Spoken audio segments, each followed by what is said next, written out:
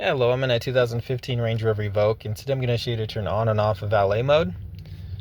So when your vehicle's on, this top corner goes to valet, and then here you'll just make up like a 4-digit PIN. Don't forget it. It's something simple you'll remember. It's just have me confirm it. Okay, again. And now valet is going to be activated.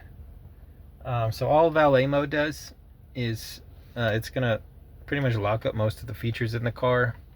Just obviously imagine what normal valet service is there for, just to park your car and whatnot, so they don't need all the other functions that you got in here. So they won't be able to look at your phone book and all those kinds of things.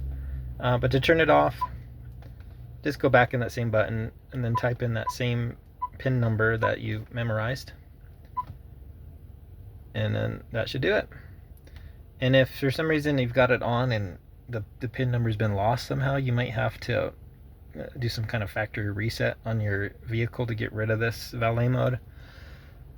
That might probably require plugging in a special computer to do all that. So don't forget your valet PIN. But other than that, this was helpful. Hope you have a wonderful day.